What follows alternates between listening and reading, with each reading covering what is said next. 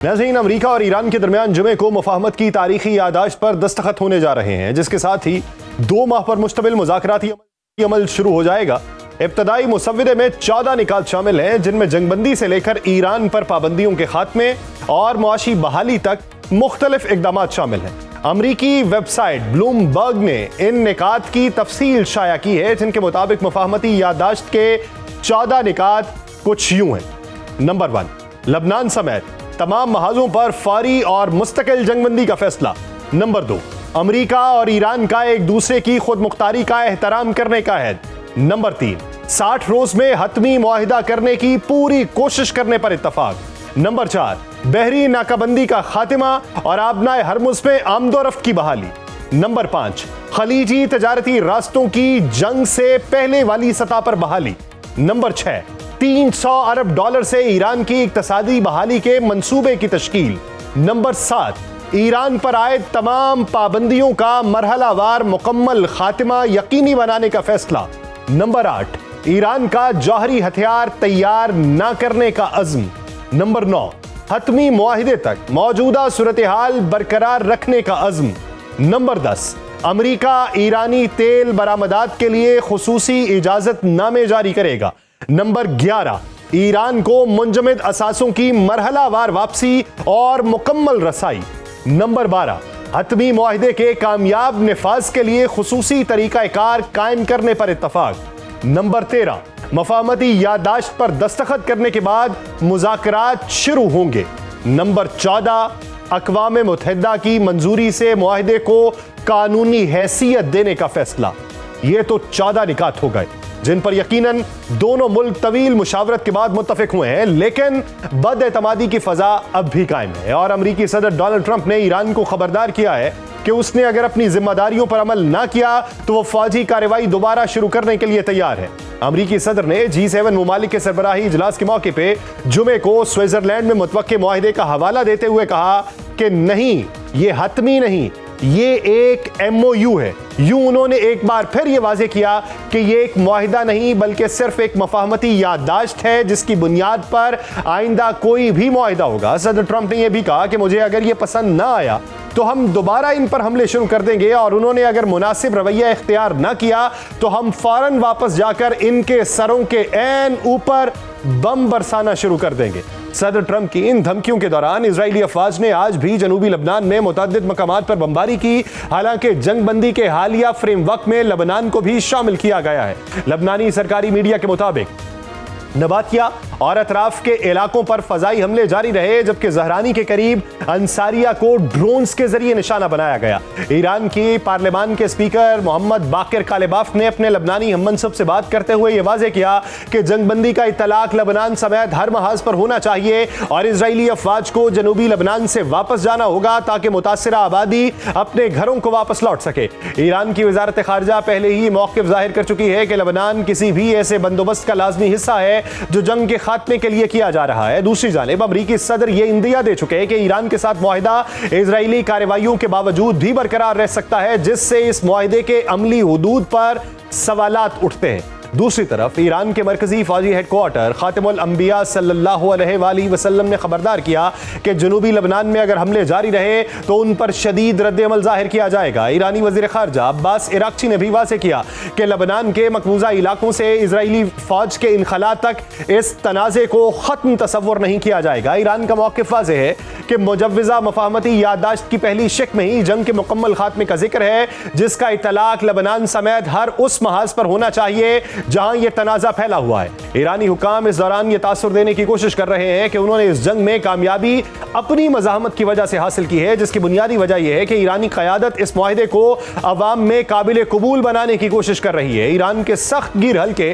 तवील अरसे से अमरीका के साथ किसी भी किस्म की मुफाहमत के मुखालिफ रहे, जबकि ईरान की सीनियर क़यादत इसे एक अहम पेशरफ्त करार दे रही है। पार्लियामेंट के स्पीकर मोहम्मद बाकिर कालिबाफ ने अमरीका के साथ हालिया मुआहिदे को हतमी कामयाबी की जानिब बड़ा और फैसला कुन कदम करार दिया, जबकि सदर मसूद पज़ेश्कियान के मुताबिक अगर इस मुआहिदे पर मुकम्मल अमल हुआ तो यह न सिर्फ ईरान बल्कि पूरे खित्ते के लिए एक नई समत मुतय्यन करेगा।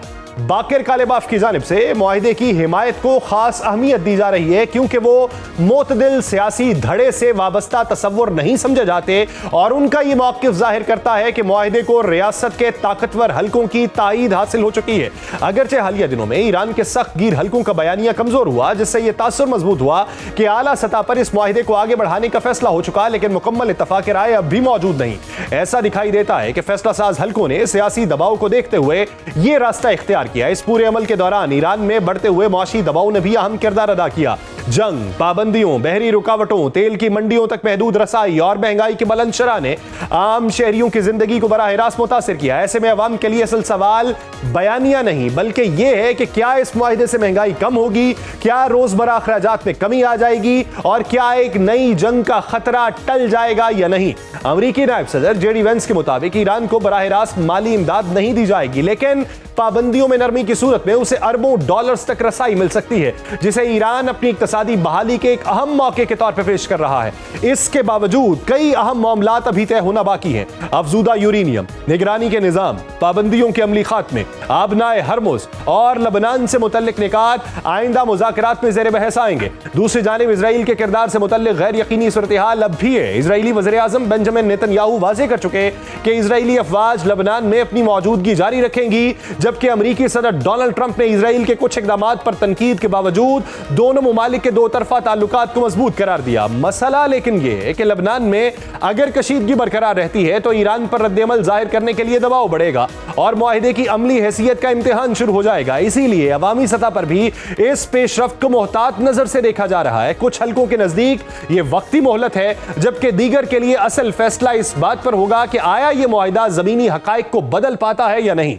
अमेरिकी नायब सदर जेडी वेंस के ईरान को फंड्स देने से मुतल्लिक हालिया बयान के बाद अब यह सवाल उठ रहा है कि आया ईरान को वाकई अरबों डॉलर मिलेंगे और अगर मिलेंगे तो उनकी नौइयत क्या होगी। मुआहिदे के बाद सामने आने वाले बयानात से कुछ निकात वाज़े हुए हैं, लेकिन मजमूई तस्वीर अब भी मुकम्मल नहीं। अमेरिकी सदर ने इस तासुर को मुस्तरद किया कि अमेरिका बराह रास्त ईरान को बड़ी रकम अदा कर रहा है। अमेरिकी नायब सदर जेडी वेंस के बयानात और मुजव्विज़ा मुफाहमती दस्तावेज में शामिल निकात से एक मुख्तलिफ तस्वीर सामने आती है। अमेरिकी नायब सदर के मुताबिक ईरान को माली वसाइल तक रसाई मुमकिन हो सकती है, लेकिन यह रकम अमेरिका नहीं बल्कि खलीजी मुमालिक की जानिब से एक मुश्तरका फंड के जरिए फराहम की जा सकती है, और वो भी इस सूरत में जब ईरान मुआहिदे में तयशुदा जिम्मेदारियां पूरी करे। इसके साथ ही जेडी वेंस ने यह भी वाज़ेह किया कि अमेरिकी टैक्स दहिंदगान का पैसा इस अमल का हिस्सा नहीं होगा। अमेरिकी नायब सदर का कहना है कि ईरान अगर शराइत पर अमल करता है तो अमेरिका उस पर आयद मुतअद्दिद मुआशी पाबंदियां खत्म करने पर तैयार है, जिसके नतीजे में ईरान को आली मईशत में वापसी का मौका मिलेगा। इसमें ईरानी असासों के गैर मुंजमद होने का इम्कान शामिल है, जिससे यह तासुर मिलता है कि ईरान को बराह रास्त कोई अदायगी नहीं की जाएगी, बल्कि उसके लिए माली रास्ते जरूर खुल जाएंगे, जो ईरान की एक बड़ी कामयाबी होगी और यूं उसकी सिफारती तन्हाई खत्म हो जाएगी। इस पूरे मंजरनामे में यह जिक्र करना भी अहम है कि ईरान कई दहाइयों से मुख्तलिफ पाबंदियों का सामना कर रहा है, जिसके बायस उसके अरबों डॉलर के असासे बैरून मुल्क महदूद या मुंजमद है। ईरान को अगर उन तक रसाई हासिल होती है तो यह खुद एक बड़ी मुआशी सहूलत होगी।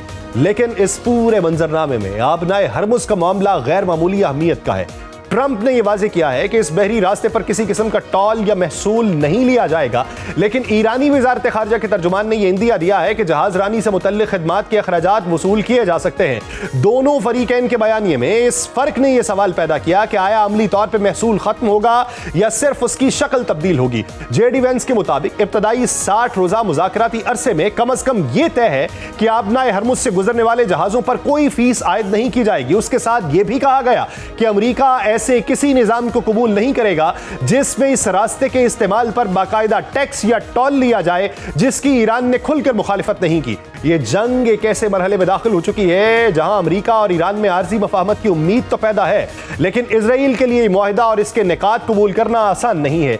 सवाल यह अहम नहीं है कि यह जंग कौन जीता कौन हारा, सवाल यह है कि यह तनाजा इन तमाम ताकतों के लिए क्या छोड़कर गया जिन्होंने इसे शुरू किया था।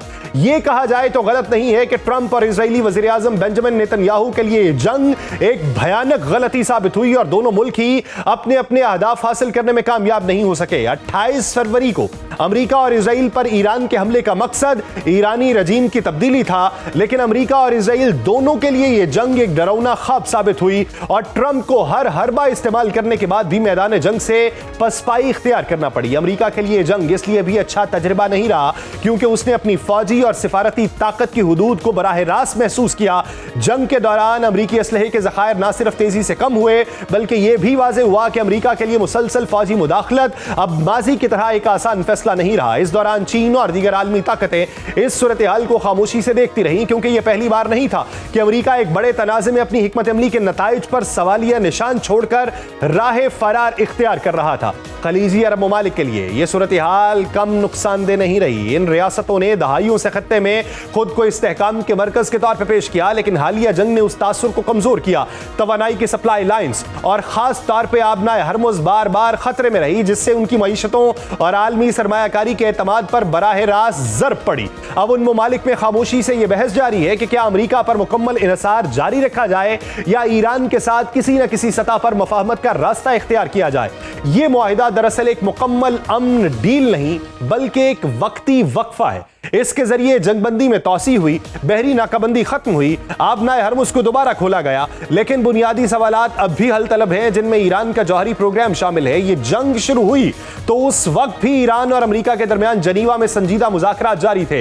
ईरानी हुक्काम ये समझ रहे थे कि सिफारतकारी किसी नतीजे तक पहुंच सकती है, लेकिन उसी दौरान ईरान पे बड़ा हमला करने की तैयारी हो रही थी। अमेरिका और इजराइल ने ईरान पे अचानक हमला किया और ईरान की आला क़यादत को शहीद किया, जिनमें रहबर आला सैयद आयतुल्लाह अली खामनाई भी शामिल थे। ईरान ने अमेरिका और इजराइल की इन कार्रवाइयों के जवाब में फौरी तौर पर अपनी हिकमत अमली को तब्दील किया और उसे एक महदूद रद्द अमल की बजाय मुकम्मल स्ट्रेटेजिक वॉर में तब्दील कर दिया। आबनाए हरमुज को बंद किया, खत्ते में अमरीकी अड्डों पर हमले किए।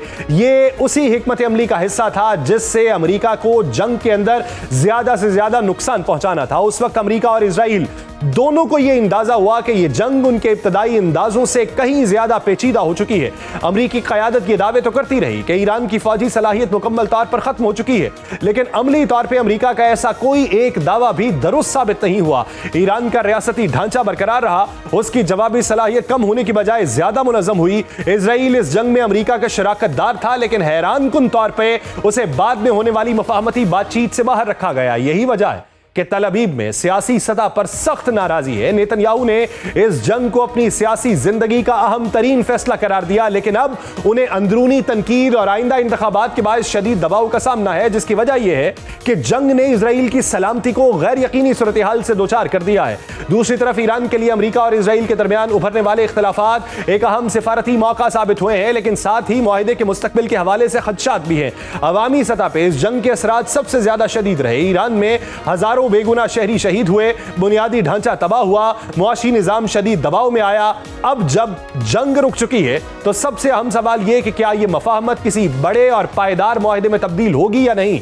मौजूदा सूरत हाल में ईरान और अमेरिका के दरमियान मौजूद बदएतमादी, सियासी दबाव और इलाकाई कशीदगी उसे एक नाजुक मरहले में रखे हुए है। यह भी वाज़ेह है कि इस जंग ने किसी एक फरीक को मुकम्मल कामयाबी नहीं दी। ईरान अमेरिका के सामने नहीं झुका और यूं अमेरिका और इजराइल अपने मतलूबा नताइज हासिल नहीं कर सके। ईरान और अमेरिका अब एक बार फिर मुज़ाकरात की मेज पर आमने सामने आने जा रहे हैं, जिसके बायस ताकत के तवाज़ुन में वक्ती तौर पर नुमाया तब्दीली आई है, लेकिन खत्ते का मुस्तकबिल अब भी गैर यकीनी है। क्योंकि जंग का रुकना एक कामयाबी जरूर है, लेकिन एक देर पा मुआहिदा होने तक खत्ते में गैर यकीनी की सूरत हाल रहेगी, क्योंकि इजराइल की जानिब से लबनान में जारी हमले किसी भी वक्त एक बार फिर खत्ते में एक बड़ी कशीदगी को जन्म दे सकते हैं।